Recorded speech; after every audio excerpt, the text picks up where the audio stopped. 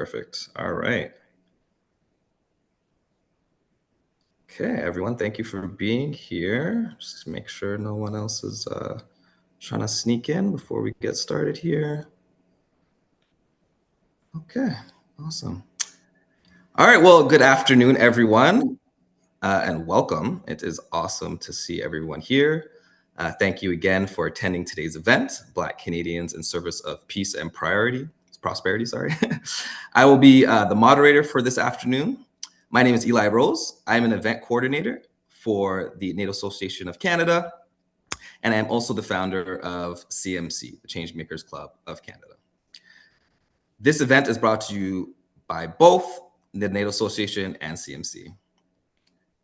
CMC is a grassroots membership-based incubator that brings together changemakers from across sectors to align their priorities, share strengths, and collaborate more effectively. Curated by Solutions for Life, it serves as the national home where leaders build trust and co-create solutions for meaningful social change. If you enjoy your experience today, please consider requesting a membership at solutionsforyou.ca. That said, I'm honored to hand it over to Indira Naidu-Harris, who will be making remarks on behalf of the NATO Association of Canada. Thank you, Eli, and hello, everyone. My name is Indira Naidu-Harris, and I'm a director with the NATO Association of Canada. And I can't tell you how pleased I am to be here with you all today for this important conversation about Black Canadians in service of peace and prosperity. Thank you to all of you for joining us today, and a big thank you to our amazing panelists for participating in this discussion.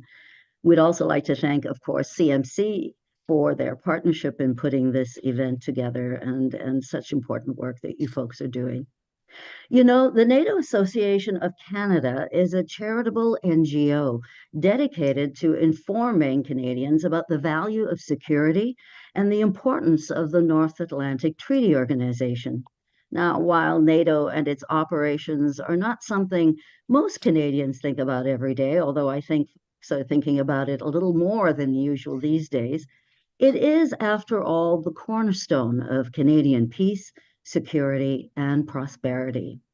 With that, there is no better way to shine light on the significance of the initiatives in place and acknowledge those helping to preserve Canadian peace and prosperity. Today, we are highlighting the roles and accomplishments of Black Canadians in securing domestic and international peace and prosperity. The phrase Black Canadians in service of peace and prosperity refers to the long history of Black Canadians contributing to the defense, diplomacy, and economic well-being of Canada. So important.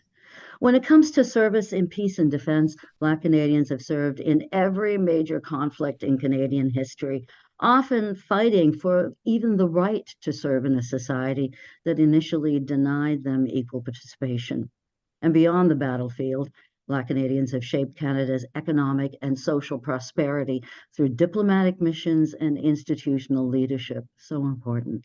So, today, we will be celebrating the role and accomplishments of Black Canadians in this important work, and I can't wait to hear some of the stories and some of the anecdotes and observations these amazing panelists will have for us. So, once again, on behalf of the NATO Association of Canada, it is my absolute pleasure to be here to celebrate the roles of Black Canadians in protecting Canadian peace and prosperity, and to be here with you, Eli. So, back to you now. Thank you so much, Ms. Naidu-Harris. It is truly an honor to have you with us, and it's an honor to be collaborating with the NATO Association of Canada. So thank you, Jake, for this wonderful opportunity to host this event, and thank you, Robert, for entrusting me with the NATO Canada brand to make this conversation happen. Okay, so today's event gathers a panel of Black Canadians from across the defense and foreign affairs sector, government, and academia, to build a discussion in which not only highlights the achievements of Black Canadians, but emphasizes the necessity of representation in shaping institutions. The panelists have joined us today to share their lived experience in serving and shaping our nation. So with that, I would like to invite each panelist to give a brief introduction of themselves. We'll dive more into your experiences later, But for now, can you tell the audience a little bit about who you are and how you were entering this space? Let's start with Dr. McEwen. Well, hello everyone, Rhonda McEwen. I am actual president of Victoria University, which is federated with the University of Toronto. I'm also a researcher. I'm a full professor and I research emerging technology, and I'm also honorary captain for HMCS York in the Navy. Thank you, Dr. McEwen. Mr. Sharp, would you like to go next? Hello, my name is Richard Sharp. I'm currently the director of the Black Equity Branch here at the Treasury Board Secretariat in the Ontario Public Service. I'm actually a long-time public servant. I was with the federal government for about 26 years before jumping over here about 3 years ago. So I feel like an old man in this public service space. Happy to be here to talk about this. This is an incredibly important issue in terms of some of the work that I do both here in the province, nationally with the feds, and internationally with the United Nations. So thank you for inviting me. Yeah, and thank you for being here, Mr. Sharp. We can't wait to hear some of those insights. Mr. Miranda, would you like to go next, please? Hello, good afternoon. I'm super honored. My name is Alex Miranda. I'm Deputy Director of Africa Policy and also Peace Support Operation Policy with the DND and the Canadian Forces. And prior to that, I was the Acting Director of Western Hemisphere Policy, same with the DND. It's an honor. Before becoming a public servant, I was in the aviation world, and I spent big chunk of my career on the aviation, specifically on air traffic control, and I'm honored. I feel like Eli, this is not my league. I'm under the league, this league, having Dr. McEwen and Richard and Indira here. I don't know why you invite me here. It's a pleasure. Thank you. Thank you, and we're definitely honored to have you here as well. I know you'll bring some great insights. Mr. Denzako, can you please go next? Good afternoon, everyone. It's a great pleasure to be with you. My name is Carl Denzako, and I would like to first thank Ellie Rose and the NATO Association and the Change Makers Club of Canada for bringing us together today to exchange on the important themes of today's event. I would also like to acknowledge and thank my fellow panelists. I'm really looking forward to the discussion and learning from your perspectives. So I currently work at Global Affairs Canada, also known as GAC, where I have been since 2022. Over the years, I've had the opportunity to work across different teams in the department, including in financial management, on briefing products and cabinet and parliamentary affairs in the Office of the Minister of Foreign Affairs. And I am now part of the Consular Operations in the Consular Operations Bureau for Europe and the Middle East. Prior to GAC, I also worked at Public Services and Procurement Canada, where I supported different aspects of military pensions. I have spent much of my life in Ottawa, where I was raised, as well as in various countries in Africa, including in Burundi, where I was born. I look forward to sharing my experience at GAC and how it connects to today's discussion. Thank you so much. And yeah, we're very pleased and honored to have you as well. Ms. Bamier, would you like to go next, please? Yes, thank you. Hello, my name is Diana Bamier. My path into public service started with the decision that I made in 2021 when I was 24 years old. I had no political experience. I ran as a municipal candidate in Montreal. I didn't win the seat, but I learned something that shaped for the rest of my life. The impact you can have, it's not only by election. So after that, I keep pushing and joined the office of the mayor of Montreal and the executive committee, where I supported senior elected officials on major public and institutional engagements, like event strategy and delivery stakeholders relations, briefings, and those moments where diplomacy and meet city building. Today, I'm pursuing a law degree while also being a financial advisor. My background It's in psychosocial. I did my bachelor in child psychology, and I've also have my nonprofit Vita Diet, which focus on psychonutrition and social reintegration. And I'm also deeply involved in the community. I was the coordinator and spokesperson for the Regroupement des intervenants et intervenantes d'origine haïtienne, the RIO, where I advocate for representation, equity, and inclusion. And I help build collaboration across partners. We got 8 members who are part of the organization. And we're focusing on the same mission and engagement with ministers and key stakeholders. And my work is guided to build bridges between institutions and communities and to contribute to concrete solutions that advance social justice and human dignity. Thank you so much, and I'm truly, actually personally excited to have your unique perspective and representation here, which is very, very needed for this conversation. So thank you, Ms. Bamier. Captain Clark, last but not least, can you give us a little introduction, please?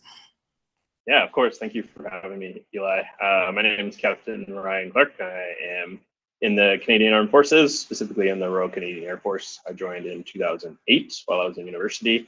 And throughout my career, I joined as a pilot. So I've flown many different types of aircraft so far in my career, primarily helicopters. I did 5 years on the East Coast in Halifax, flying the CH-124 Sea King.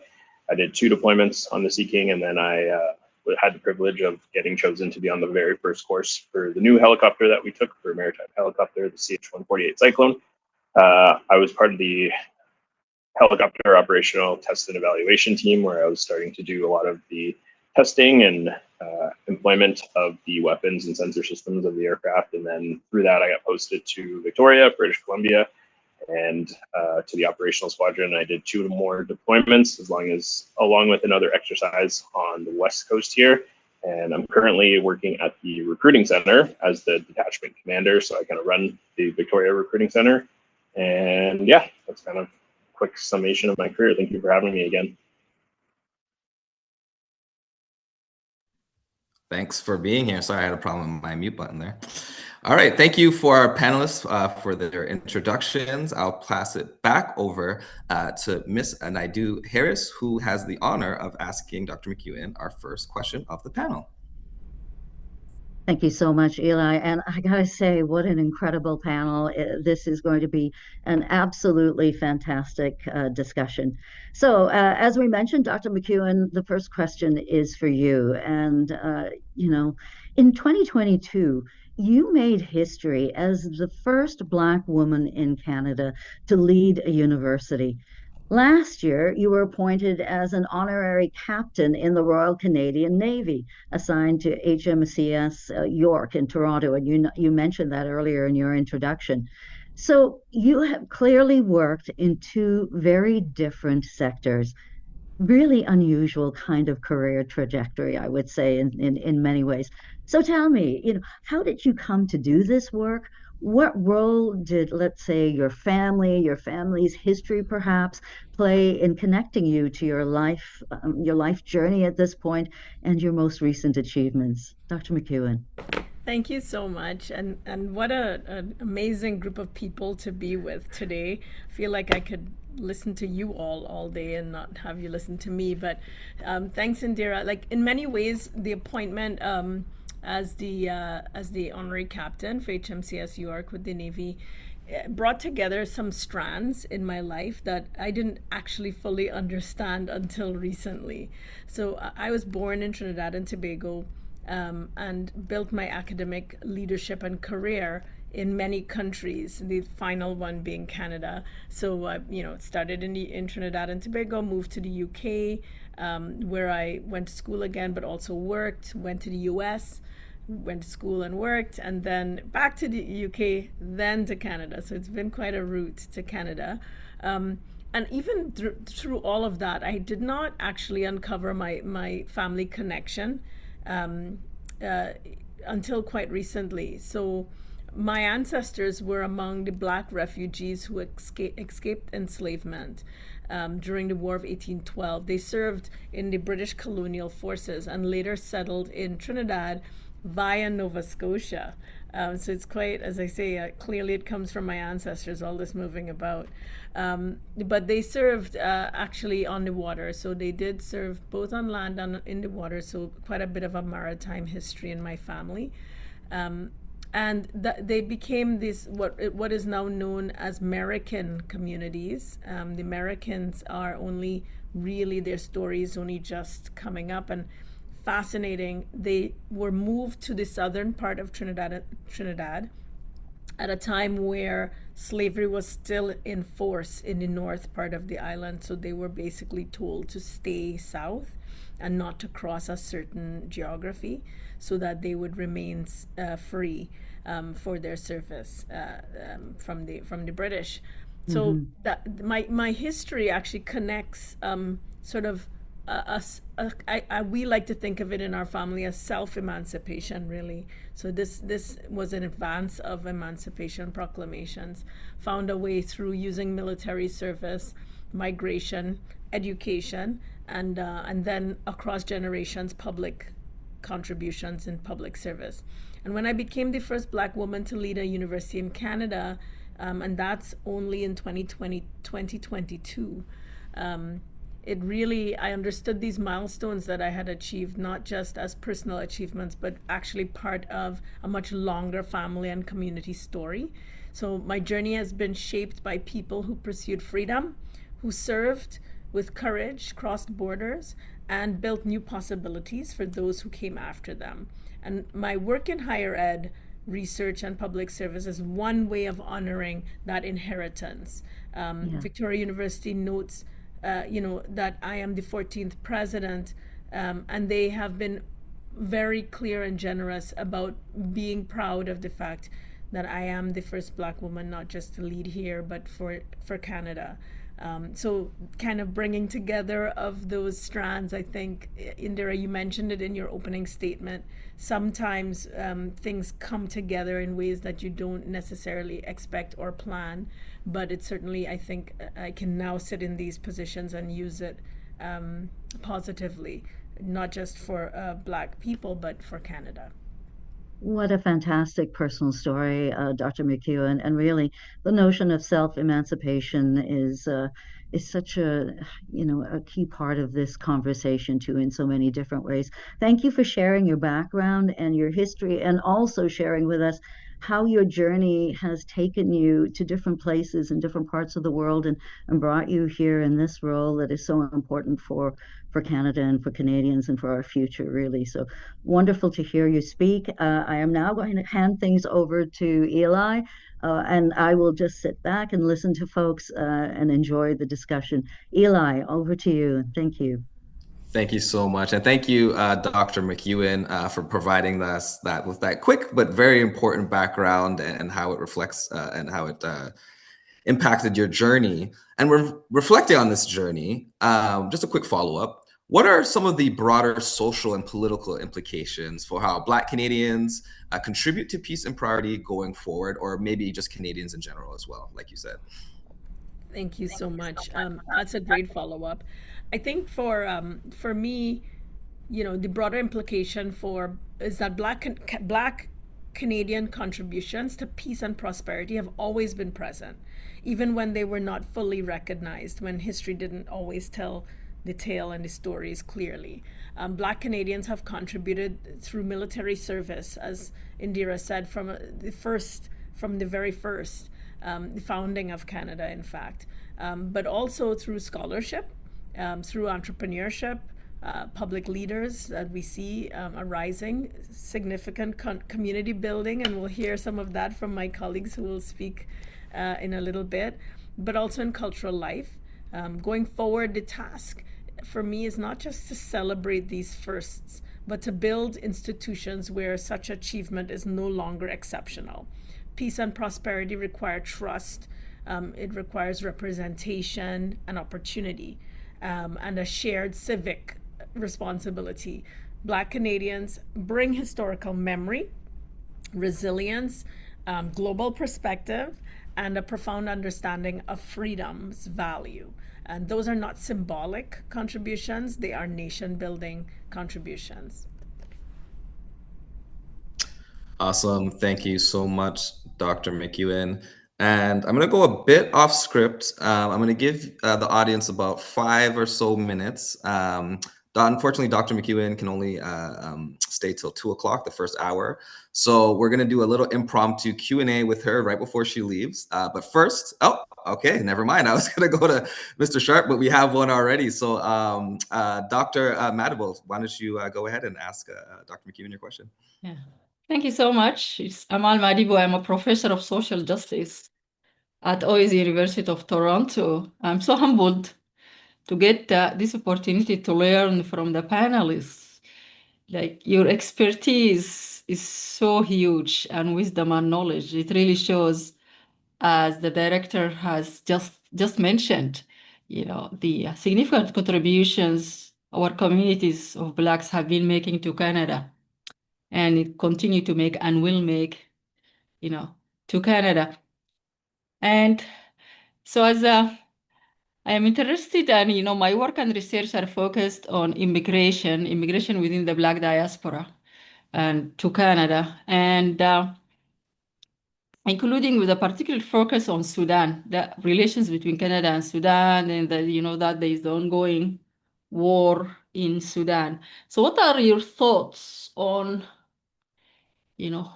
the NATO's, so including Canada's stance vis-a-vis ongoing wars within the Black diaspora?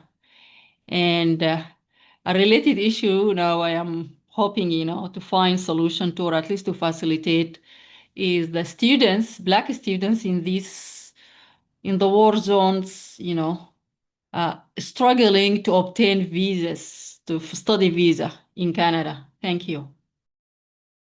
Thank you so much. And thank you for the really important questions. I'm really glad you put them on this forum. So often when I am participating in discussions, I am on the board for Universities Canada as well, which represents all 98 universities across the country. So I sit on that board, and a lot of our work is with the federal government to discuss issues exactly like you're raising, Amal, like visas in particular, who gets in, who does not, who are we advocating for. It's really interesting in these conversations that, for example, there'll be a whole separate panel to discuss Ukraine and, making sure that refugees are coming in from Ukraine. And there are now 2 presidents. So I'm the first Black woman, but now Wisdom Tete is the president at Carleton University. And often we will have to make this statement for our colleagues. Hey, it's not just, Ukraine, it's not just Europe, it's not just, these countries, but there are African countries where we have a significant number of students who also need to be receive the same kind of consideration. Not just as refugees, but even as, applying and getting in, to making the marks to get in, and just not getting their visas approved in time. And so we have escalated this in particular. I will say our colleagues in Quebec are very focused on African countries and visas for African students, much more so than any other province in Canada. So they are always right at our backs, making sure that they are giving us the data and the support, because of course the African countries have a significant number of Francophone potential students, and so they are always looking out for that. But and I will not take words out of my GAC colleagues' mouths here, but we are making progress. There has been a definite realization that it is not it is not often and equitably understood how we deal with different countries, and in particular African countries and students. So I know there have been increased efforts. We have been advocating, and we're starting to see some movement there. But I feel like every university too, it's not just on the government side, internally reshaping the focus so that it's, whenever we think about Scholars at Risk, which is one program that University of Toronto and Victoria contributes to. And we also think about our students, other ways that students can come through other agencies. that we keep making sure that places where Black people are in the majority are also seen as deserving of the same kind of consideration. So, and I want to thank you for the research you're doing. It helps tell a story that is not often told. Thank you so much, Dr. McEwen, and thank you, Dr. Madibo, for that question. That was an awesome question. Alexander, I'll just quickly go to you. Is there any questions on YouTube for Dr. McEwen before we no, not right now. No. Okay, awesome. All right, so if there's no more questions for Dr. McEwen, we can go ahead and continue with the panel. So thank you again, Dr. McEwen. We really appreciate you being here and for your guidance on this topic here. All right, we will go to Mr. Sharp next. Thank you again, Mr. Sharp, for being here. We actually met on a Via Rail train, and I heard him talking about some UN stuff, and I was like, hold on, I think like we must know the same people. I gotta talk to this guy, and found out we have like 80 something mutual connections. So it was great to get connected, and thank you for being a part of the panel. And my question to you is, as a global leader in Black equity, can you tell us a little bit more about your work and what achievements you are most proud of? Mm-hmm. Well, yeah, it was very fortuitous to meet you on that train. I've never had someone come up to me on the train and ask me, what is it I do based on my conversation. Usually people try to tell me to shut up, I'm talking too loud while I'm on the train. So I appreciate this opportunity. My work, wow, over the course of my career, I'll try to be as brief as possible, but I guess how I would sum it up is that since I was a boy, I think I've been working on something called workplace human rights. And human rights for Black and racialized people, Indigenous people. I grew up in Winnipeg, and that's where I started my public service career. So there was a large Indigenous population and a growing Black and racialized population at the time. And we had issues with the federal government in terms of opening the doors and supporting us so-called visible minorities.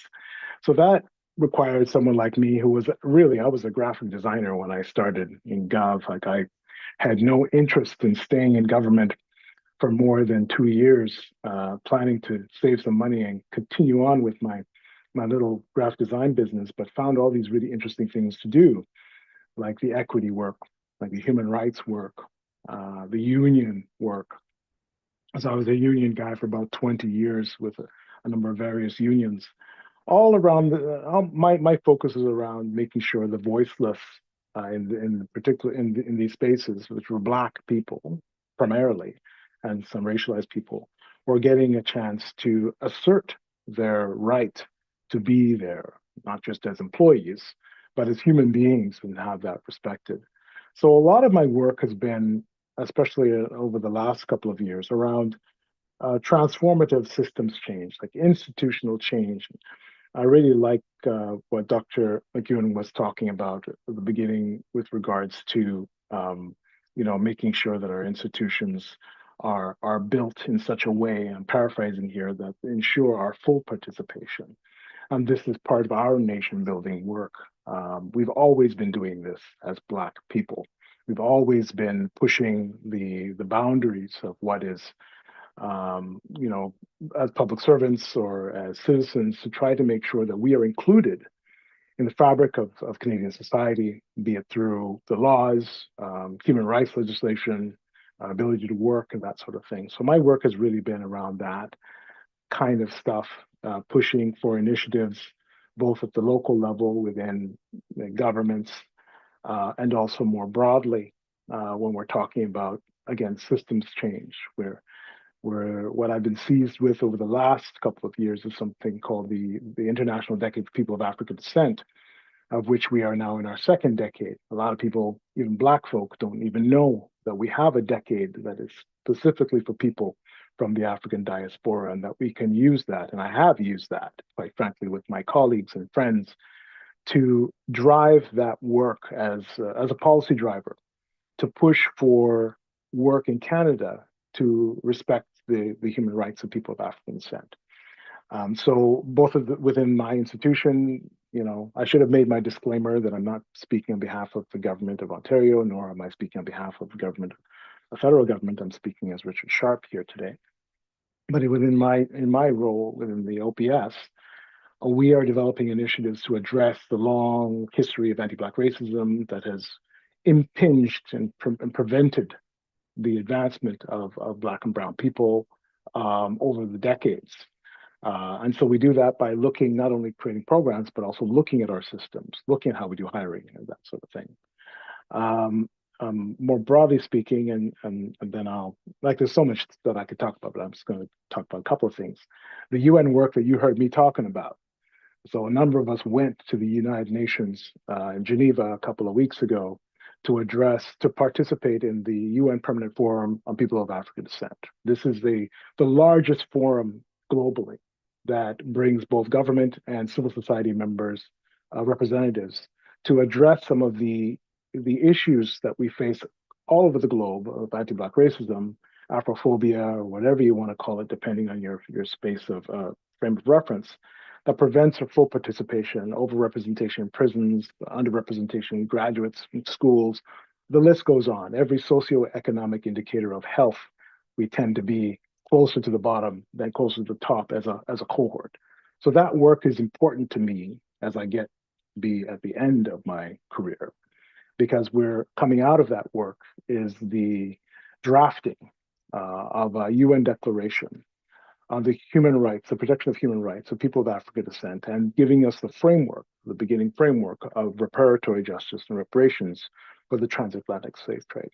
So this is the kind of work, this is what I always thought I would be doing when I grow up. And so I must be coming close to that time of adulthood where we can participate not just as an individual, but as communities of global citizens, really, towards the crafting and development of this tool and this instrument that I believe, and that many of us believe, can be used in Canada and other member states to develop policies, laws, regulatory frameworks, you name it, to ensure that we're not the last to eat at the table, as has been the case. Last thing I'll say really quick on the immigration question.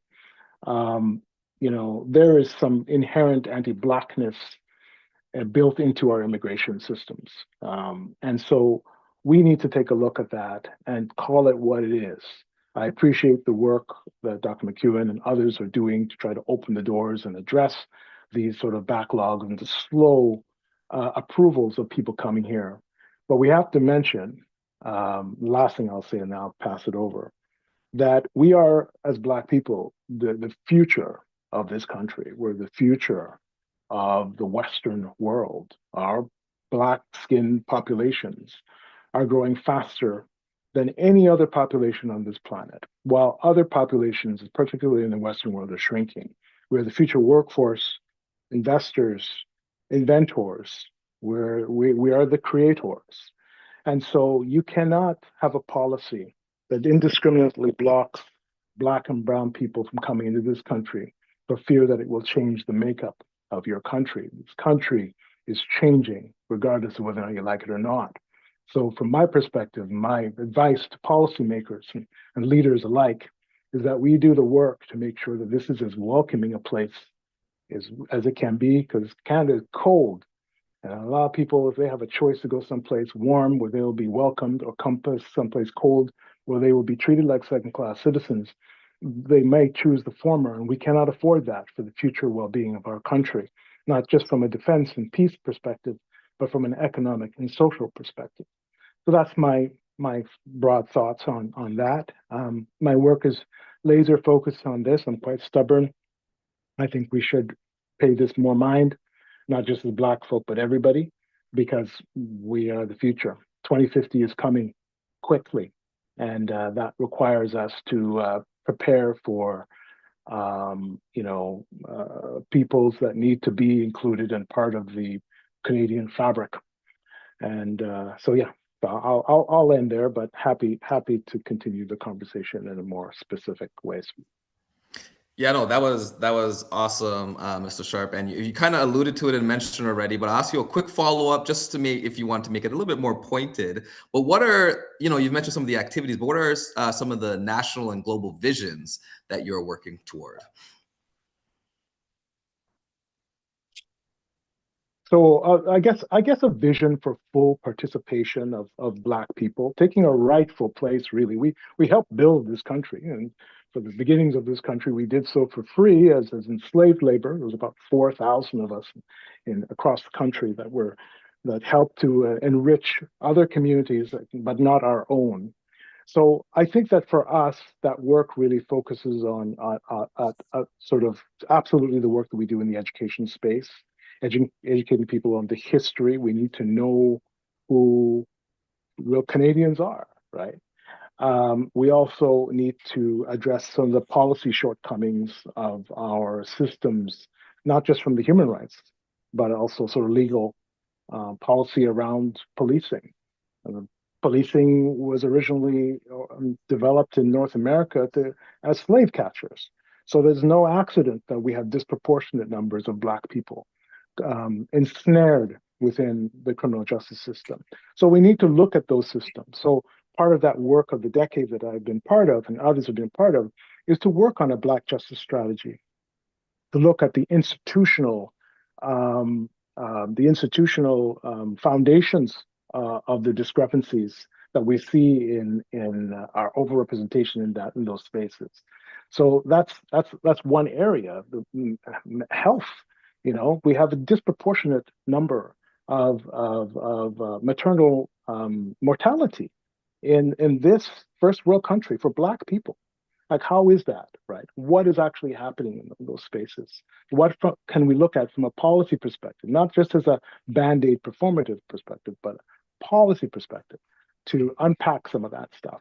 There's a list of, in almost every space where we have, I say we, sort of civil society, have been engaged with various levels of government to develop policies and policy instruments to be able to correct some of these foundational values and principles that is Canada that keeps us out, right? Last thing I'll mention, at the federal level, we've been pushing for years for changes to the employment equity legislation to ensure that Black was identified as a distinct group. We're a distinct group. Black people catch hell from every other racialized group in this country, right? And it's very, very particular in terms of what anti-Blackness looks like when it manifests in our society. So we need to have that change, right? It's been quite a long time since it was put forward by Dr. Adele Blackett and her task force, right? And there's been no action. Why is there no action on making that happen? So, it's there are many, many, many things. And I think that some of our panelists will talk about some of the things that they're doing in their own spaces. But for me, everything connects. And I can't help but think of that from a design perspective. All of the work that we're doing in our respective spaces connect to making Canada a better place, safer place, more productive, more welcoming, right?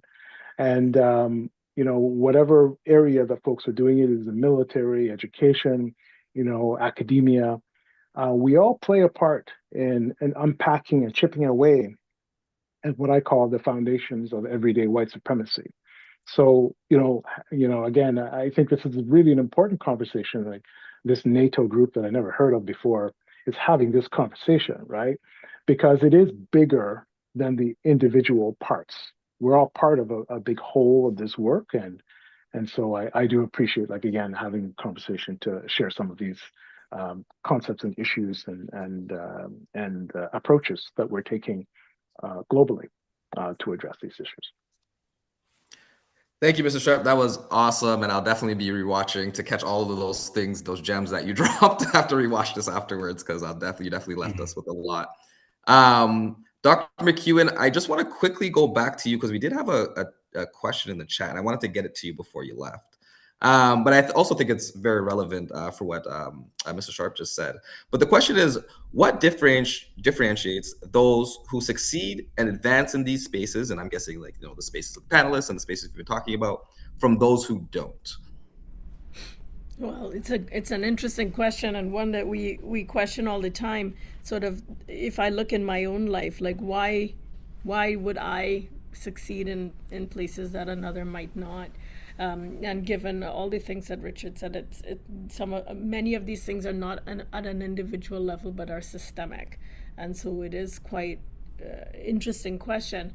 I will point out a couple of things, and I speak to the power of education in general here, where I say I'm often at tables where people say I'm first in my family to attend university. It's a very typical in Canadian universities still, although we're one of the highest in the G7 and certainly in the world. We do have one of the highest percentages of people with tertiary degrees in the world. It's still very, very normal to have first in family students. What I am able to say is I'm not, right? Both of my parents have graduate degrees. And that is coming from a generation that, on both sides, grandparents who barely finished elementary school. And so you watch within one generation, 2 generations, right? I get to be in the recipient of a real advantage and a real privilege to have had parents who were highly educated and were able to support me. So I among Black Canadians, it is very irregular, this what I have in my history.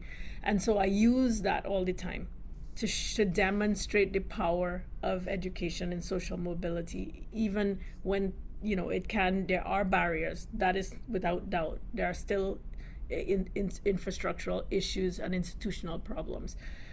But having the credentials, it's a little harder to explain away why you're not considered for the position and why you are not qualified if you have even more than others.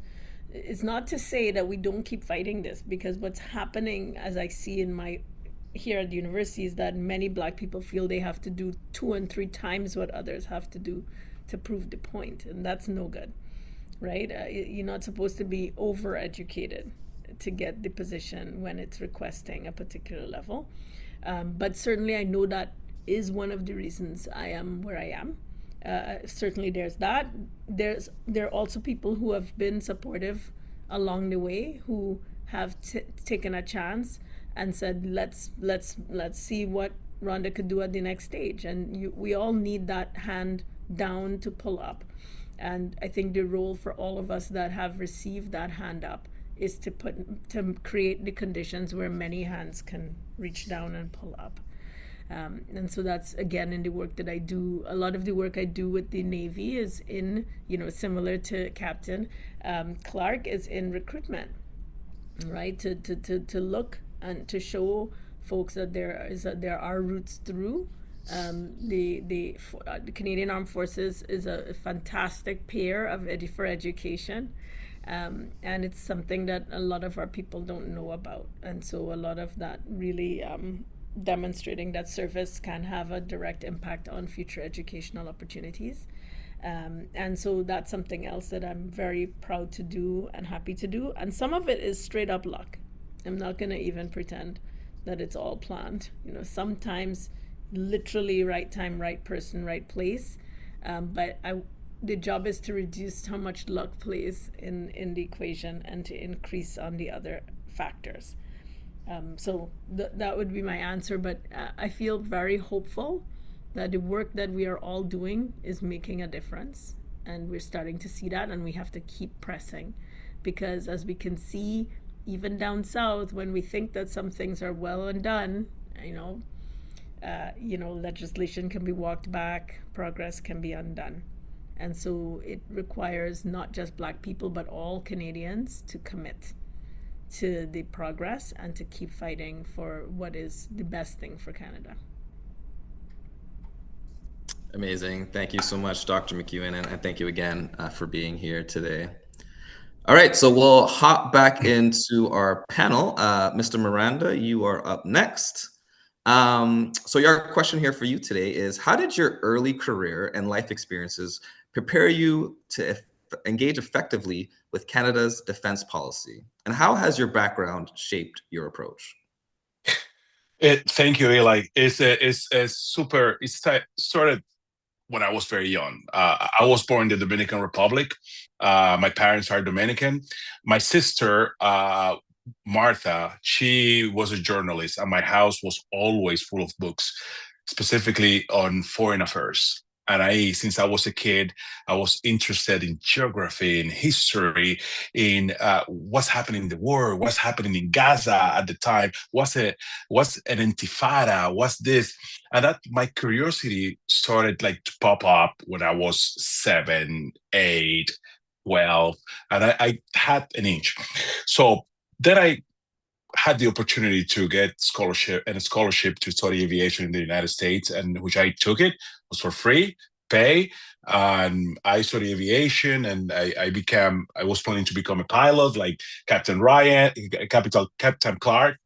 But I diverted to air traffic control. It was exciting to tell pilots what to do. So, which I did for 10 years. But within the aviation world, and while I was working on my master's degree, there was an opportunity that came up as on international affairs, which I took, international affairs for the navigation services, and I had the opportunity to start seeing the world from a different lens. Even though I was in aviation, out of the aviation, I started visiting countries in the hemisphere, mostly in Central America, in South America, and that's what triggered. So I said to myself, I have to finish my degree, which took me to again to France, to l'Université d'Aix-Marseille, where I completed my degree in foreign affairs. And then from that, when I graduated, I had a couple of positions. I work at an NGO as Vice President Americas of the International Professional Federation of Air Traffic Controllers. That took me to all over the world, to meetings, to meet other colleagues in other areas, pilots, air operators. I had the opportunity to go to Scandinavia, from Scandinavia to Africa. And in Africa, so to get to Africa, I went for the first time to Ghana, for the second time to Tanzania. And I said to myself, oh my God, I had to, at some point in my career, I'd like to do something with Africa, with the UN. And I continue my life. So in 2015, I hung up my wings. I was working for NAF Canada after stopped being an operational air traffic controller. I was a senior analyst at NAF Canada. And then it's time to hang my wings, and I jump into the public service, where I had the opportunity to work at Global Affairs. And then I did, as Carr did, I did 2 years at PSPC as manager of Treasury Board Submissions. That was one of the best jobs I had ever, because that helped me to understand how the machinery of the government works. But then I had an itch to go back to the geodesk, to go back to to international affairs.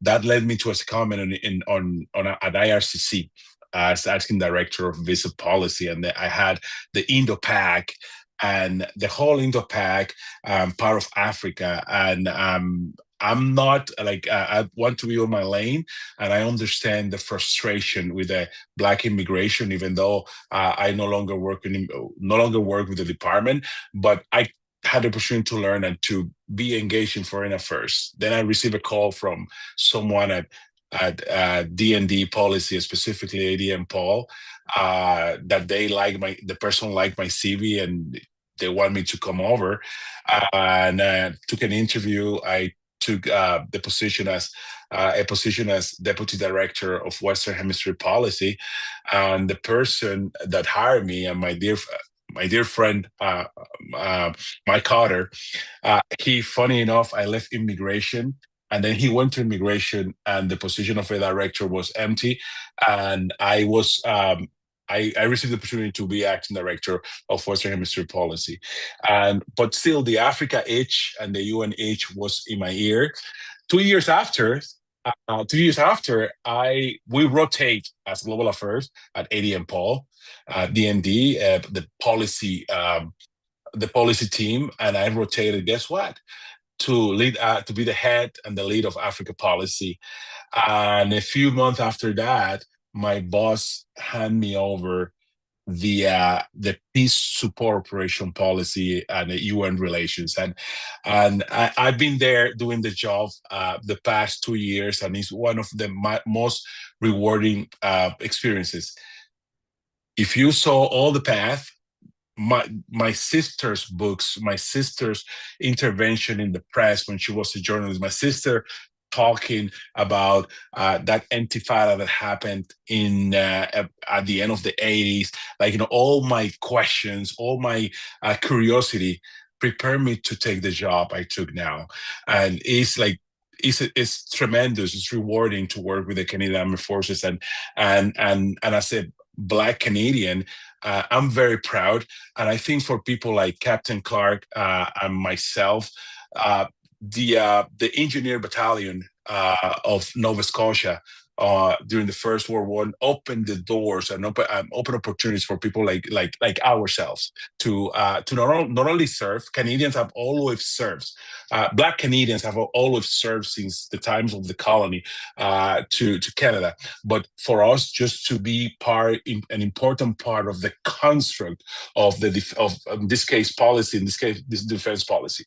So that this job has brought me to many places: Ethiopia, the Congo, South Sudan, in the middle of a potential war, and I could witness the contribution that we provide when we.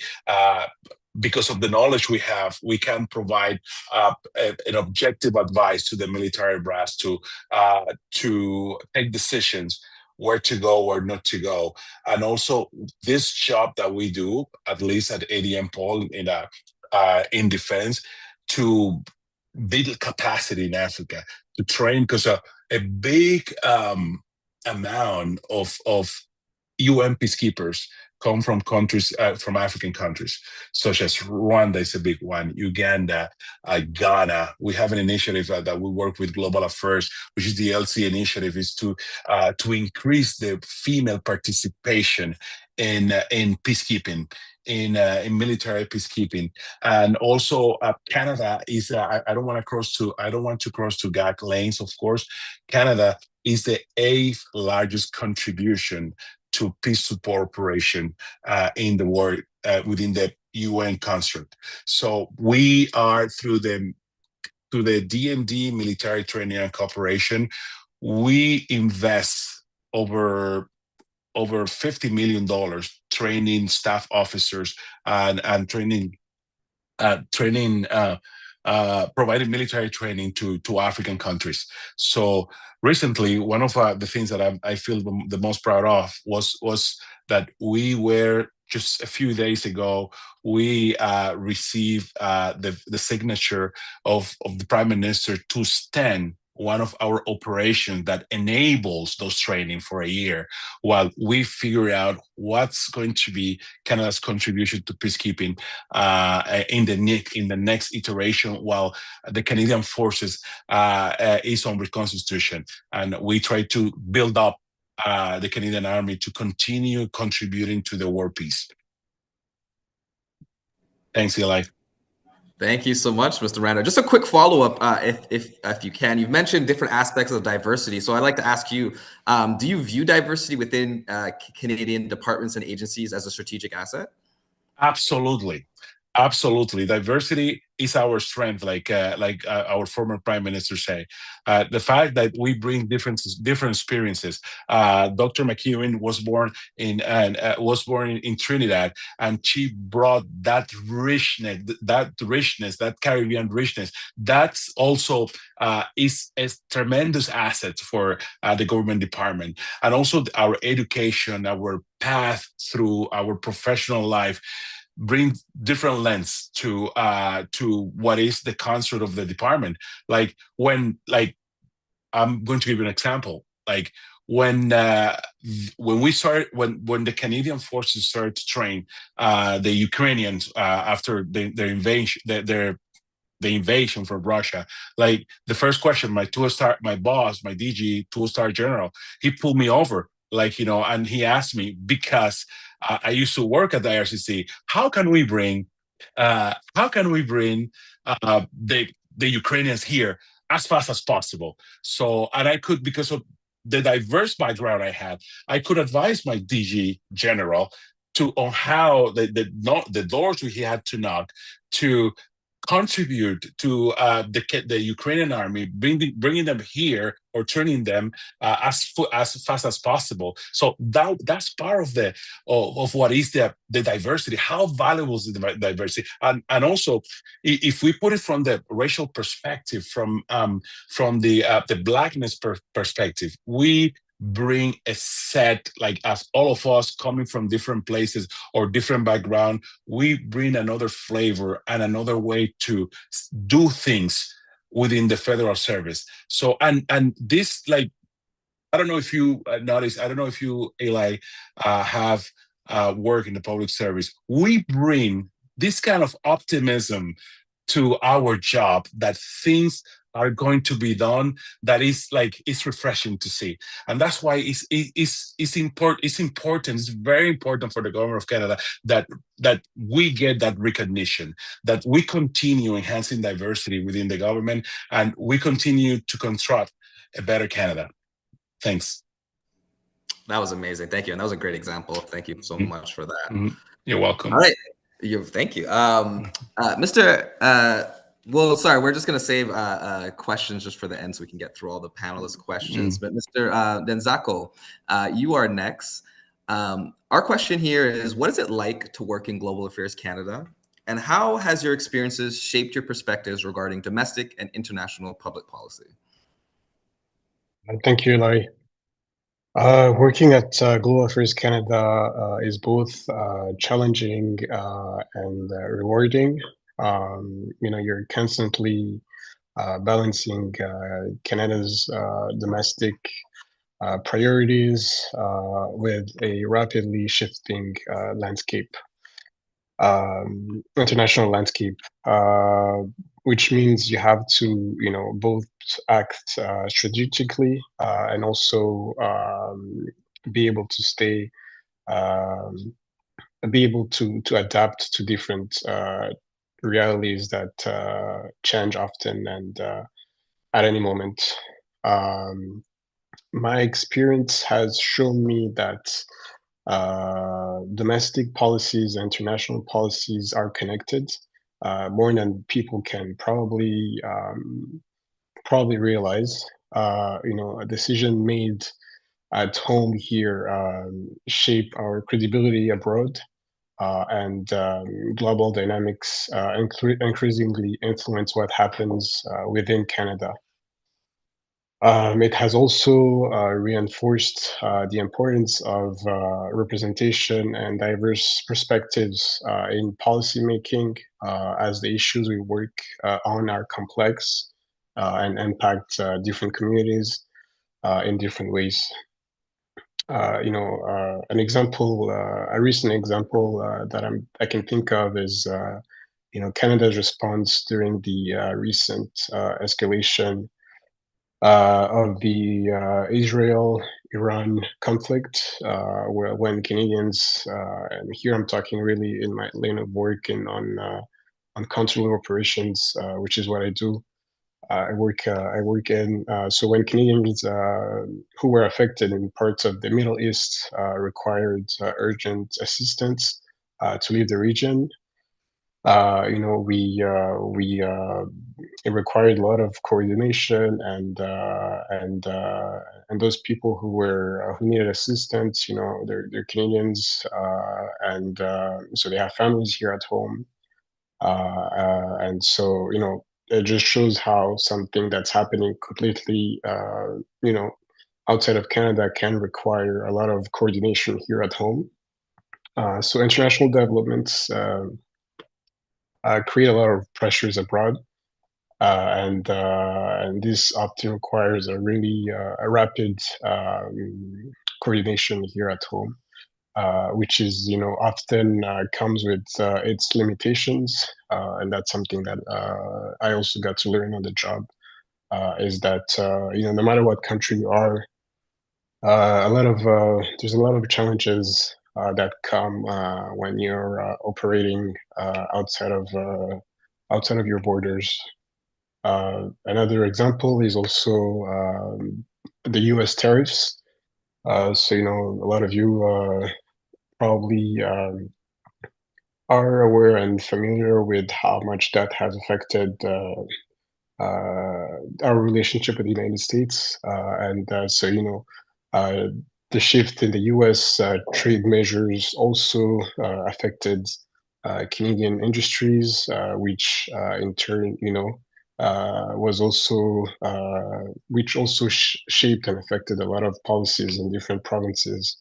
I'll always remember when some of the liquor stores started removing U.S. liquors in retaliation of what was happening in the States. So how Canada responds domestically influences our leverage and approach in bilateral relations and negotiations. So this really reflects a direct link in domestic and international policy, where international events shape domestic decision making and domestic choices to determine how effectively Canada can respond and act on the global stage. Awesome, thank you. And you mentioned a couple of them already, but I'll just ask a quick follow-up. If you were to choose kind of one, what should be the one thing Canadians should better understand about your work and how it supports peace and prosperity at home and abroad? I think Canadians would benefit from understanding how practical and wide-ranging our work at GAC really is. Global Affairs Canada supports different initiatives, whether it's on trade or Alex mentioned a lot of humanitarian initiatives as well. So Canada recently provided emergency assistance for civilians affected in the ongoing Sudan crisis. Supporting partners like the UN and other NGOs to deliver food, shelter, and medical care. Another example, which was also mentioned, is our assistance in the war in Ukraine between Russia and Ukraine. We provide emergency relief and basic services in response to that war, helping sustain civilians and strengthen resilience in a prolonged crisis. So it often comes down to direct support to Canadians.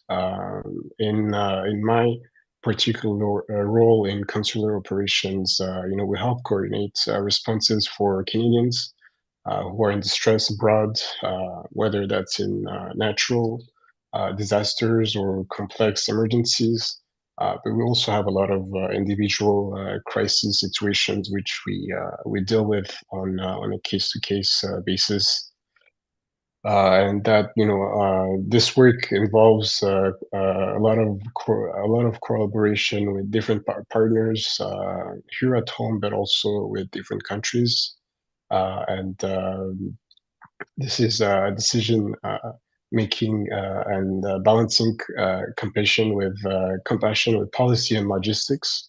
It may not always be visible, but it has a real impact here and protecting Canadians, supporting their families, and also reinforcing the trust Canadians have in our institutions, while also shaping how Canada shows up internationally.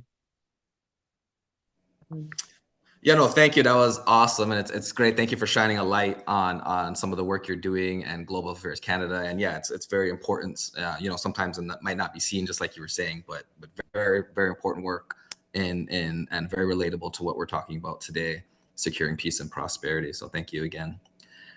All right, Ms. Bamye, you are next. So off the top, you mentioned your quite diverse background, your entrepreneurial, political, even health background.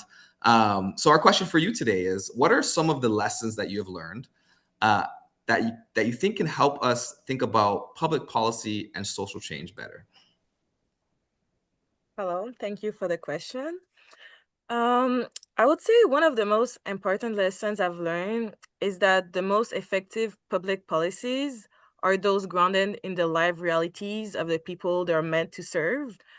That means listening actively, understanding concrete needs, and co-creating solutions with communities, not designing them for communities from a distance. You have to be definitely on the ground and consult those involved or affected by those policies. And my background in psychology helped me a lot because I was able to be empathic and learn the situation and the people ahead of the time and even before they could explain the situation. For example, when I was doing my campaign, to do the door to door was really meaningful and important because you get to really understand what are the needs and really to create that connection with them.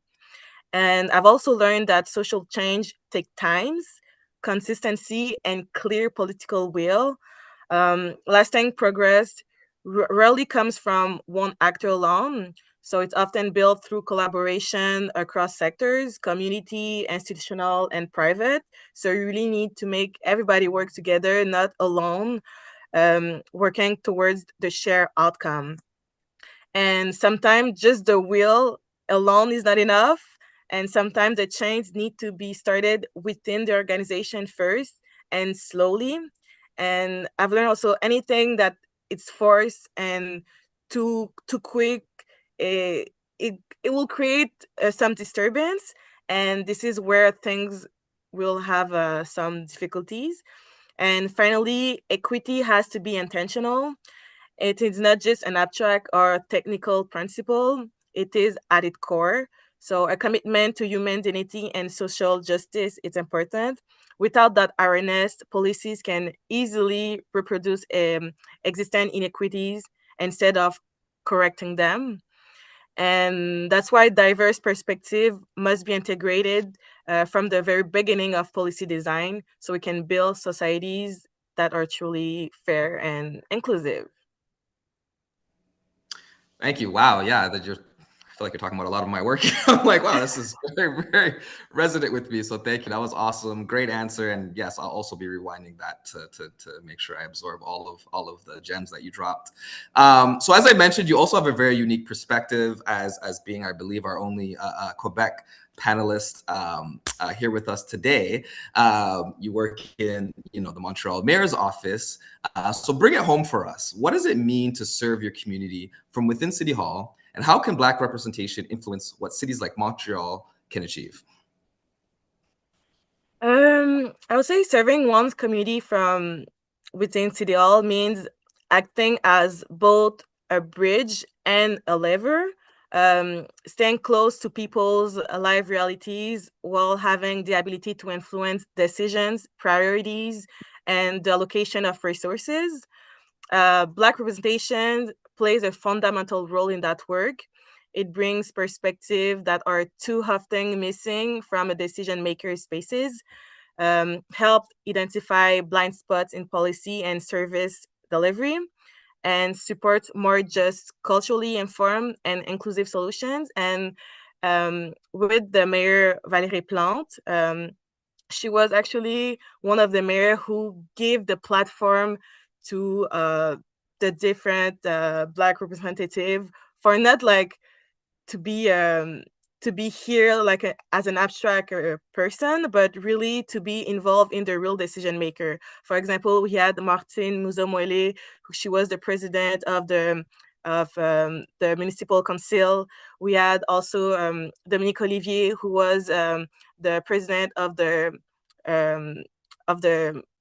sorry, she was the executive committee, the president of the executive committee. And we have also different mayors and councillors who got like a real position who can influence the system.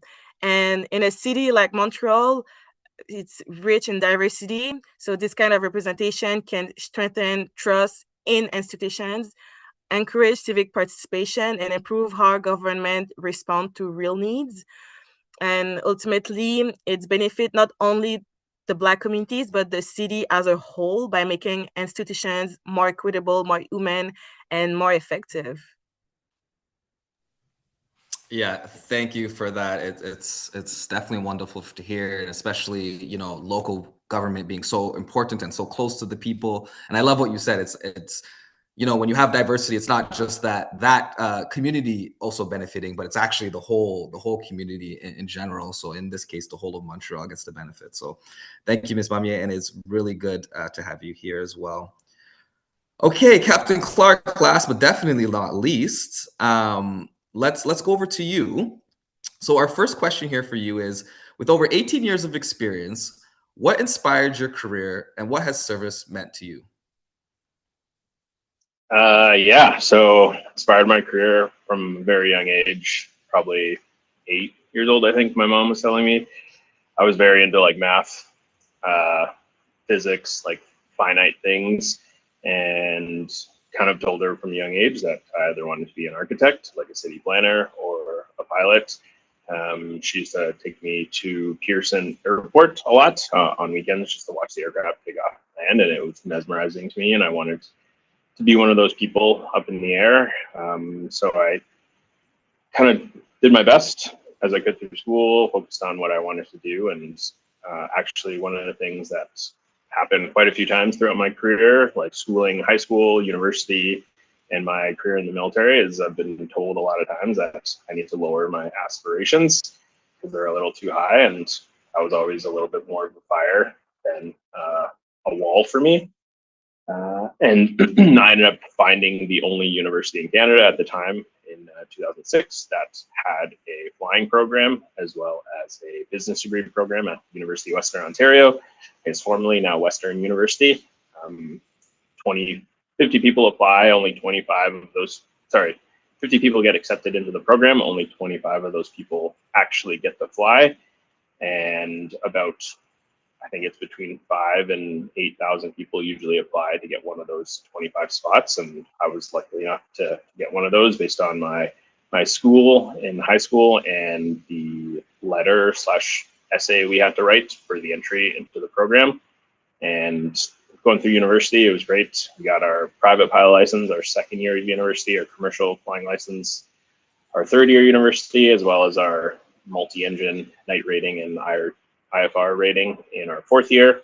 And it was a lot more work. It wasn't the standard 5-course load. We had an extra course for flying, which was ground school, plus 3 flights a week, which usually took about 3 to 4 hours from arriving at the airport to leaving. So it was busy, but it was awesome. And during one of those ground school classes, a military recruiter came in and told our group of 25 how great it was to join the military, all the aircraft we could fly, where we would be traveling around the world, including, and that we'd get our university paid for and be on salary. And I thought there's no negatives to that plan. So I asked my mom and joined or signed up. She adamantly said no because she thought the military was immediately going to be going to war, but I was able to get my grandfather to talk her into saying yes. And getting into the military for pilots specifically, there's a lot of hurdles, medical. They want to make sure you're very, very medically fit, and more of an insurance policy to them that you're going to serve as long as possible because they do invest a lot of money into us and into our training. And there's also a situational awareness, as well as like quick thinking, or the simulator in Trenton, Ontario that we go through. It's a change through a different type of air crew selection, but got through, got in, was very excited. And I was initially wanted to fly fighter jets. So I went to Cold Lake, Alberta for the first 2 years of my career. and I got to see a lot of what life was like in the fighter community. I got to fly a lot in the jets, in the back seats, which was a lot of fun, and then transitioned over to helicopters when I started doing my training, and yeah, the rest is kind of history. But service for me has been, obviously, it is a job, but it is very satisfying to know that I am serving our country as best I can, as well as doing something that I really want to do. It's kind of two birds with one stone. And in recent years, and throughout my career, there hasn't been a lot of even not just Black, but even visible minorities in the pilot community, specifically the military pilot community.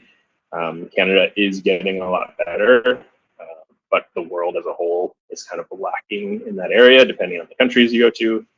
But it's been a lot of fun, and I'm happy that I'm able to, now working in the recruiting center, provide that forward public facing look that I can show other visible minorities that this is not unattainable as a profession, and as long as you persevere, put in the work, you can get to this level and hopefully higher in your career.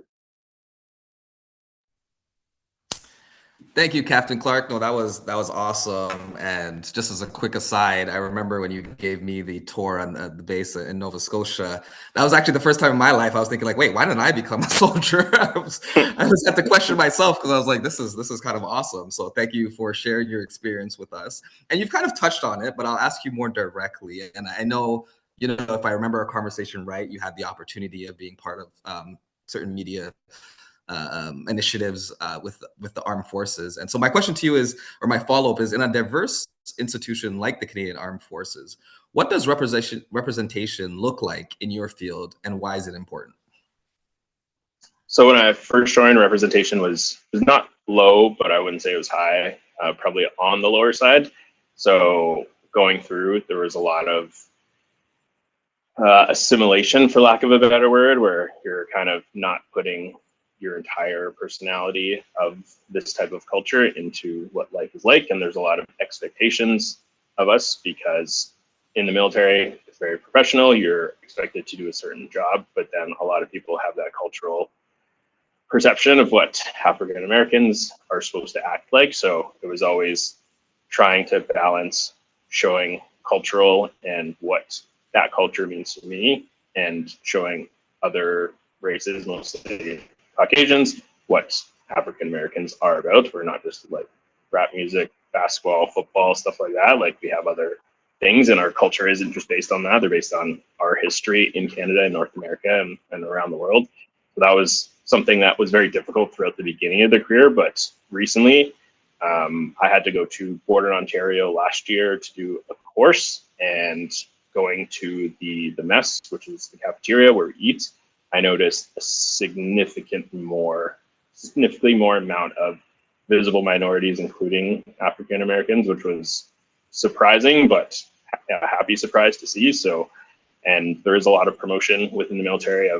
We recently, in the last 3 years, I believe, started to enroll permanent residents. So as long as you are a permanent resident, there are occupations and jobs that you're allowed to do in the military, which also helps bring in that knowledge from other countries, bring in that expertise, and not limiting people just to be Canadian citizens to serve. There's been a lot of headaches, obviously, with that transition process, but we're working through all of those headaches. And I think as a whole, adding that unique and different perspective of other cultures and other backgrounds really helps bring more to the Canadian Forces as a whole. And the more the public sees the visible minorities in the military, the more people will be able to see themselves as well in uniform, and hopefully join, because our Canadian Armed Forces, one of the things that we say is a cross-section of our society. And we want that cross-section to be equally representative across all the different backgrounds and cultures. And we've seen a lot of interested people from all those different cultures, and we try to work as hard as we can to make sure that they can get through all the hurdles to get to the enrollment stage and have a fun and prosperous career in the military, whether it's short or long. We just want to make sure people are serving, and we're getting that representation across the entire cross-section of the Canadian population.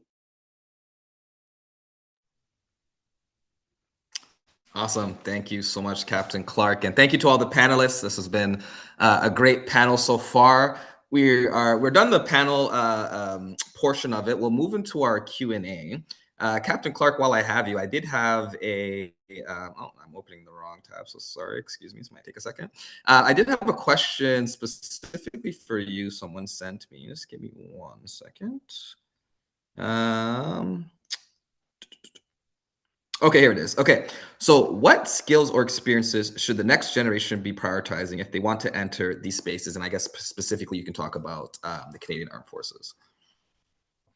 So this is like very broad, but the thing that I think a lot of people don't realize, especially in today's economy, is education is king. I know there is a huge narrative that a lot of post-secondary institutions are more of a money grab and there's processing too many people to actually employ in the job market. But for the military specifically, every occupation we have has a specific minimum education requirement for that occupation. And if you don't meet that minimum requirement, we're simply not even going to process your application. So and the hugest thing, this is to high school students. So if anyone talks to high school students a lot, it's getting those academic courses. Because if you only have applied or just the workplace maths and sciences, that basically shuts off over 50% of the jobs that we have in the military. So even if you're not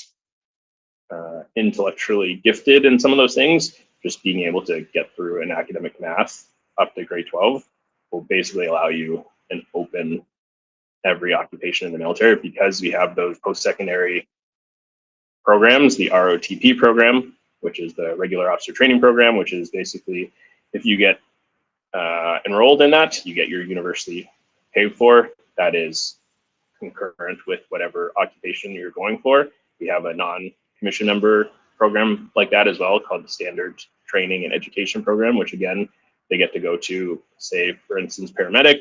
They go to the paramedic course, they get a salary while they're doing it, and their entire course is paid for, and then we enroll them and employ them in the military throughout their career. So there's a lot of openings and programs that we have, but the biggest thing is like you need to be educated in order to get these. One of the things that I say to a lot of our applicants is the 3 keys to success in the military are really motivation, teamwork, and policy. Motivation, like you need to have the motivation, and that shows through education, as well as just knowing that the military is designed to break you down, put you in very stressful positions. And if you don't have the motivation to get through, you're not going to make it in this, because we're all expected to be soldiers first on the front line. So if your motivation isn't able to put you in the lines of fire and make you think as clearly and effectively as possible, then it's not maybe a career for you. And then teamwork is also a huge thing, because as soon as you join the armed forces, you are part of the greater team. And at no point in your career are you ever alone. So you have to either rely on your teammates, bring your teammates up, and be a good teammate yourself, so that because your actions greatly affect what happens to other people and can lead up to people losing their lives if your teamwork and motivation isn't up to the standard. Policy, the last one, I'll skip over quickly, but we do have a lot of policy, and a lot of people get negatively impacted by this policy because people don't take the time to learn and read it. So that's one of the things I promote, but the motivation and teamwork are the biggest thing, and then education kind of tie up that question for you. Yeah, no, thank you. And maybe I'll push back and say I think policy is pretty important. We got to make sure we stick to the rules of the game, and so yeah. For sure. Thank you for that, Captain Clark. Appreciate that. Does any of our other panelists want to hop onto that question or answer there? Feel free to unmute your mic. No? Yeah, I'll just jump in. Sure. Thank you, Captain Clark. You're the first Black pilot I have ever met in 30 years that I've been in government. So, and I've met a lot of military people. So I realized that while we were on the call, that Maybe you're not as rare as you think, but I think that you are. So congratulations on getting to where you have achieved that kind of status. Just maybe more of a comment than a question. I remember years ago, I think it was 2019, the deputy minister over at National Defense had called myself and some other Black employees over. We were part of a group called the Federal Black Employee Caucus at the time to talk to the Joint Chief of Staff at D&D. And I have to say that, I was a little bit put off because Joint Chief of Staff were all a bunch of these white men with shaved heads and different colored uniforms. And I'm like, I made a little joke about being in a room full of skinheads, and they kind of laughed in an uncomfortable way. And then they said, and I said, I know what your biggest problem is right now. Your biggest problem, this is 2019. I said, your biggest problem is recruitment. You are not recruiting enough people to make sure that this country is safe. And part of the reason why you're not is because you haven't focused on Black and brown racialized people who are going to be the majority in this country in not too distant future. And if you're only bringing people that look like you, and you're only promoting people that look like you, then your armed services is doomed. And I think the guy who was head of the army, I think he's a Joint Chief of Staff now. Is it Air? I think his name is. I can't remember. Anyways, he's up there, but yeah. Yeah, it's one of these guys said, yeah, Richard, you're right. It's a national security issue that we're not able to hire enough people, and what do we need to do? And so we had a conversation of what is it you need to do to hire people and make us feel welcome. So I guess one of my questions for you, Captain Clark, is around, you said something about you're a soldier first, right? But I know that when our people then get into the military, we Black first, and then we're treated like a soldier. And some of our experiences have not always been that great. How have you managed that? Or have you experienced that in your space? Maybe it's different because you're so specialized as a pilot. But I know that there have been a lot of Black military serving people that have not always had the best experience. They love serving their country and serving as military, but they had, not always a great experience as it pertains to like racist comments and incidents. I know that people have been trying to fix that in the military, but what's your sense of how things are going with that? I'm just curious. So I think we're moving 100% in the right direction.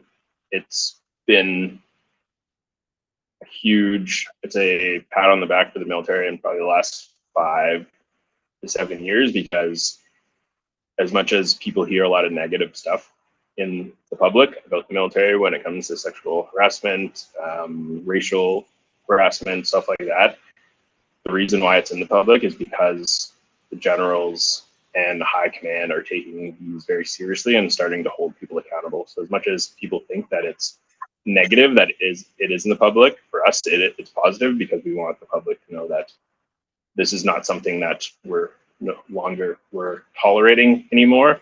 We're starting to take a stand and make sure that people are treated properly. Again, there's a lot of inertia when it comes to the military. There's a lot of Caucasian at the top, and old mentalities die hard. I've definitely dealt with a lot of racism being in the military, and at the time, in the early stages, it's really hard to deal with, because if you fight back, then you're kind of painted as being difficult or not being conformist to the group, because if you're not, and then that has an effect on everything that comes after, whether it's promotions, training courses, extra things that you want to do to like increase your career and your enjoyment in the Canadian Forces. So as much as it did suck in the beginning, you kind of had to suck it up. Now I'm seeing a lot different. If things happen, it gets brought up really quickly and it gets actioned really quickly. And as much as right now we're in the phase that, because it's getting brought up more, people are getting, we're starting to kind of, what's the word? There's like a lot of animosity back and forth because it's getting brought up more, which is good. But now the people that are actually doing the racism, are now uncomfortable because they're now held to that higher standard of not being racist and being inclusive. So we're kind of going through that transition now. Hopefully break through that and get into it where now we're just respecting everyone. That's something that we try to do as much as possible. Recently, and by recently in the last 10 years of my career, once I got to my actual first squadron on the East Coast, I was not treated any differently than anyone else. I did the work I need to do. I was a hard worker. I was one of the better pilots at my squadron. A lot of people could see that, and it's granted me the ability to shape my career the way I wanted to. When I go talk to my commanding officers or my majors, and I tell them I want to do something because of my work ethic and not necessarily the color of my skin, it helps get what I want. Admittedly, sometimes I do use the racial bias to help with certain things that I want, like the recruiting center, for example. They specifically want people of visible minority to come here, and this is something that I really wanted to do, so I use that as a tactic to get here. But overall, I think the military as a whole is trending in the right direction, even though the public view seems like we're not. Thank you. Awesome. Yeah, No problem. Mr. Miranda, go ahead. Captain Richard Clark, I just want to tell you, thank you for your service, and not only as black Canadians, but as citizens, we are very proud of your service. And me personally, I hope to see in the next few years a couple of more 2 stripes on your shoulders. And if you ever rotate through the strategic joint staff, reach out to me, please. Thank you. Will do. Thank you for your support. Awesome. Thank you for that. We have a question in the chat, but before I go there, Alexander, do we have any more or have any questions on YouTube Live? No, nothing yet. No. Okay, awesome. Let me ask this question in the chat first, and then we'll get to Dr. Madibo. Sorry, give me 1 second. It's a little harder to read here. There we go. Okay, so in recent years, there's been growing attention to the systemic barriers faced by Black public servants, and the commenter wants to acknowledge the leadership positions each of you holds. The question is, from your perspectives, what progress changes have you seen in areas such as representation, career development, and recognizing the contributions of Black employees? Thank you for the question, Tasneem. I saw that Mr. Sharp, you started answering it. Would you like to hop in first, and then we can go around the panel? Oh, sure. I'll cause a little bit of trouble on this response, because it's one that I think people don't particularly like that much. So I've never been a fan of the whole DEI thing, and DEI was kind of a construct that came out of employment equity, human rights work in the early 2000s. People didn't like the fact that human rights and employment equity were talking about representation numbers, and they needed something that made people feel a bit more comfortable with it. So they created this diversity, equity, and inclusion thing, which was kind of softer around the edges, made white people feel more comfortable talking about issues of race. And so it actually didn't help to get us anywhere substantive, because we stopped talking about the issues that were really affecting representation, career progression, and the acceptance of us and our of different people. And we ended up doing sort of a song and dance thing and talking about bias and blue people and green people and all these kinds of weird things that had nothing to do with actually dealing with racism, discrimination, harassment. What are the roots of these things? Sexism, ableism. So when I say don't deal with that kind of stuff, I'm quite serious, because I think that was kind of that was distracting for a lot of us, and the reason why it's distracting is because I always knew since back then that if you focus on something that is not real, i.e., it's not grounded in any laws or regulatory frameworks, then somebody like the folks down south with the orange hair will come around and dismantle it, because it has no legal grounding, no legal fabric behind it. So what I've always focused on, and I think has got me some success, take it or leave it, is I focus on things like the Charter of Rights and Freedoms, Section 15 of the Charter that speaks to non-discrimination. Labor laws speak to non-discrimination. Human rights laws and frameworks speak to non-discrimination and things you can do to achieve remedy. And I build that into some of the stuff that we do in the federal public service, so that when you are talking about representation, you're talking about it from a human rights and an equity perspective. You're talking about this as being something grounded in law. So nobody gonna mess with me, because I always say, are you okay to break the law? And they're like, no, we don't want to do that, Richard. And then they listen to some extent. If I tell them, do you want to do a diversity and inclusion initiative? And they said, well, if we feel like it, if we have time, if we have resources, but you always have to have resources to make sure you're respecting human rights and charter rights, right? So that's where we fall short. With regards to the progress is being made, absolutely. Certainly since my late friend Ian Shugart passed away and his call to action within the federal public service, we've seen some gains in Black executive representation. We've seen gains in Black policy and other folks in terms of representation. But I'm concerned that those gains will be reversed and rolled back with the existing downsizing exercise, where you're going after people like terms and Black population in the federal public service. 20% of them are terms. The highest percentage of terms are in the Black community. So if you're going to get rid of terms, you're gonna decimate the Black population in this current downsizing exercise. So it's the question of whether or not we've seen progress. Yes, we've seen progress, but there's always something in the mix to try to roll us back to the good old days where we don't have representation, where we have things that like what we're seeing now, which is to some extent rolling back of some inalienable like rights that we have, right? So always go back to the law. Always go back to the law and you'll be okay. But if you start fooling around with stuff that isn't real, and you start doing the diversity and equity and inclusion illusion dance, then you will end up where we are right now, where people are struggling to find grounding with this space without recognizing that we had the tools all along. We just needed to focus on the right things, in my humble opinion. Thanks for the question. It's a good one.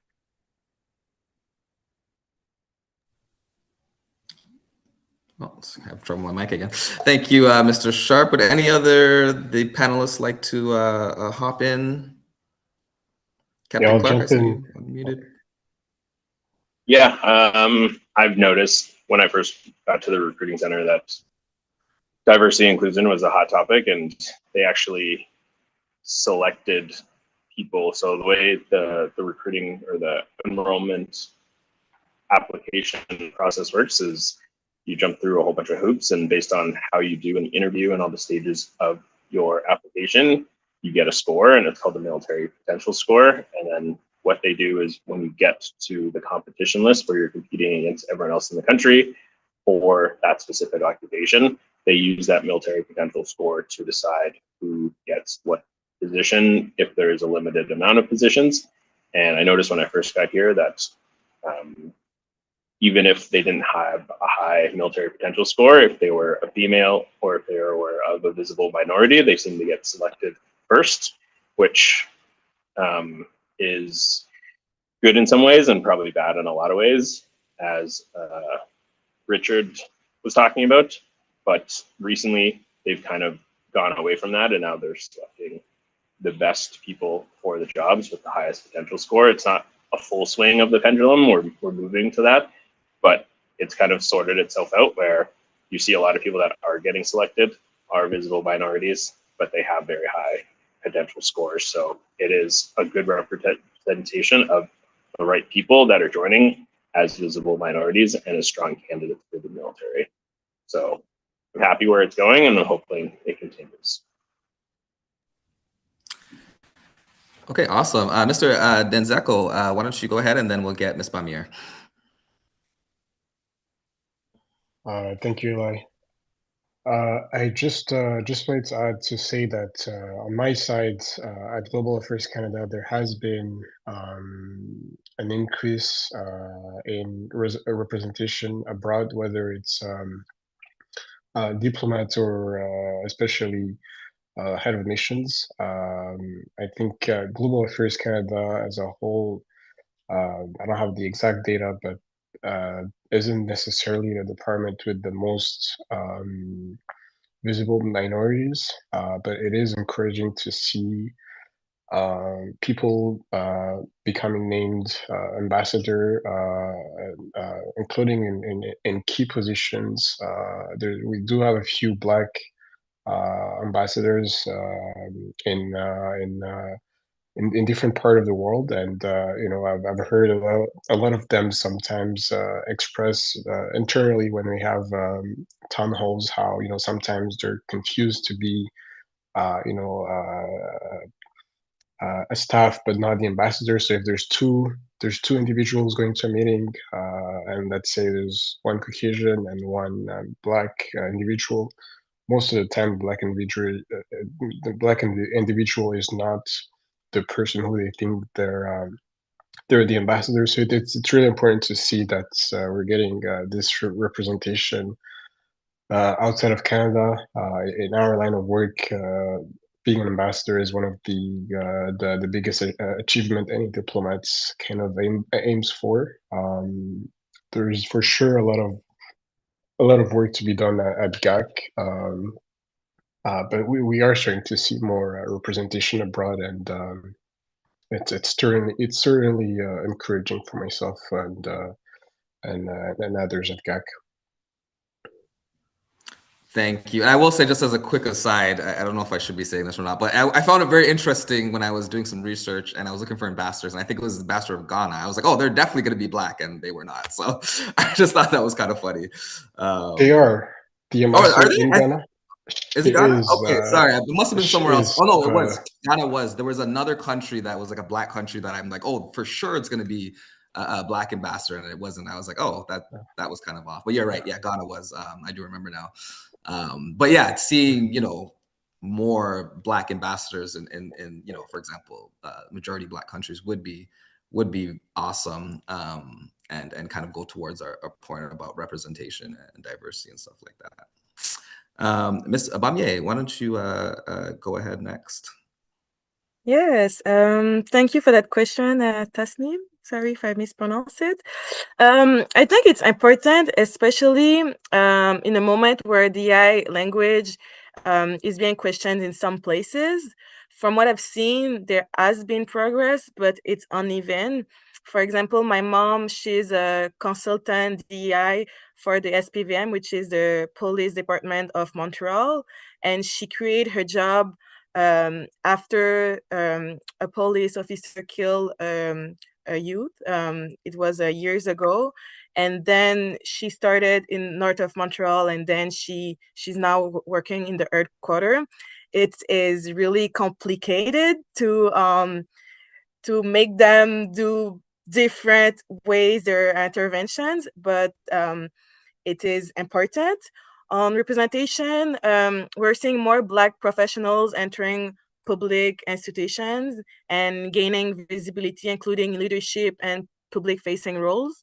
That matters because it shifts what young people imagine is possible, and it's slowly changing institutional culture.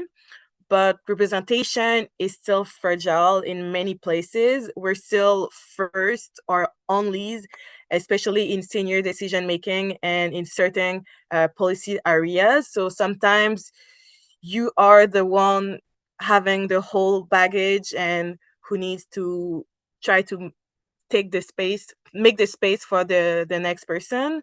On career development, I've seen improvement in my internship program, for example, internal networks and more intentional conversation about barriers. There's more awareness that advancement, so it's not only about talent. We can see it about also sponsorship, access to high visibility files, and being evaluated fairly. However, the gap is that many support remain informal. And if it depends on who likes you or who champion you, it's not a system. And on recognition contributions, I've seen more space for Black employees to lead initiative, be consulted and be acknowledged. For example, my position, I didn't have the experience in politics. I didn't study in politics. I didn't do nothing about it. Actually, I was in psychology, education, and community organizations. But because I got the mind, I've created my space, and I've also proved myself. They gave me this position, and they were like, even if I wasn't in the position yet, they were asking me questions, asking me my opinion, and making me more taking my space, you know. So, but recognition still need to translate into power, promotions, decision authority, and resources. So we don't want to see just in appreciation. We need to see concrete. The real progress will be when Black excellence is normal, not exceptional, and when institutions don't just like celebrate diversity, but really hold themselves accountable for the outcomes, like in the hiring, retention, advancement, the workplace safety. Because even though sometimes we give the space for the Black community, sometimes in the space is not healthy. For example, we could see in the city of Montreal, some the blue collar are having difficulty. And I was actually, before I was candidate, I was doing press conference to make the government react and do better in the workspace, because I've been seeing testimony, and there are a lot of people who are traumatized. It could be in the police area, it could be the firefighters. So I would say progress is real, but the next step is in the infrastructure. So we need to see measurable commitments, transparent pathways, leadership accountability that doesn't disappear when the political climate shift or anything like that. Thank you so much for your insights there, and very, very good gems. We only have like about 5 minutes left. So I'm just gonna ask Dr. Madibo if you can ask your question, and I believe that's Annie. It's a little dark to see you there, but I believe that's Annie. If you could, maybe you guys can ask your questions back to back, and then we'll see if we have a minute, but most likely we'll probably just have to end, and maybe we can follow up individually later. But please, I would love to hear your questions and get them on record at least. Yeah. Thank you so much. It's a comment. And luckily, Bumi has said most of what I was going to say. Merci beaucoup. So for me, I do agree that change is happening. The question is whether it is enough. When, where in particular, whether it will allow us to achieve as Black communities in Canada, as a part also of the Black diaspora, to achieve what we deserve, our rights, and in terms of our goals. Of course, there is an increase in the increase of representation of Blacks. Okay, but do we know the number of Blacks who are fired at the same time, suspended, pushed out? So how I see it, for example, just focusing quickly on the university, the Canadian University, Canada Higher Education, where I spent most of my life. In the aftermath of the Black Lives Matter movement, universities, like other institutions, hired the largest number of Blacks across the board, and the highest number for a long time, maybe since forever. A few years later now, the number hasn't increased, so there is no continuing recruitment. Most of us, if not all, suffer anti-Black racism. And maybe it is just the university, but the logic, for example, Captain, by the way, also thanks for your service. The thing is, like, if you are junior, don't speak up. you can speak up when you are senior. This is not the case, definitely, in the Canadian University as a Canadian institution. The more you advance, which doesn't happen a lot, the more resilience, the more anti-Black racism you encounter. So for me, the question is, if this is what is happening, should I be happy about it in terms of fighting anti-Black racism and thinking even the present and future of our communities? No. I'm thinking because I believe that, change is a process. I still believe it is a process, but at this point, I don't know what kind of process. We do something, we build on it. But now I'm thinking that is what it allowed us to do. And thank you, Sharp, by the way, for your take on EDI. EDI in the Canadian University is used to benefit whites. Now there are all sorts of concerns about reverse racism, using EDI, the EDI rationale. So I'm thinking it's because the foundation is still very colonial. The foundation hasn't changed. I feel like we are changing on the peripheries. Changing the periphery is also useful, but we also need to target the centers. Thanks. Thank you. Appreciate that, Dr. Madibo. Annie, why don't you, we got about 2 minutes. Why don't you go ahead? Yes, thank you, Larry. And thank you for putting this together. It was really a great conversation, very interesting. Yeah, so I don't have a question, I have a comment. And my comment is about, but this is really something that is close to me. I worked in the peacekeeping mission in the DRC for the last 5 years. And I was a gender parity officer. So my job really was about the recruitment, implementing the gender parity of the UN in practice. So through analysis of data, I have access to the data, to the HR data every month, and I set up the target, how we can reach out to more women every year, which percentage we can reach. And I had access also to train on integration of gender in everyday work to the civilian as well as to the uniformed staff. So looking, because it's Canadian in the peace process, right, across the globe. So really at MONUSCO is the biggest peacekeeping mission of the UN in the conflict zones. And so I was more interested in Canadians who were there, and we didn't have many of Canadians.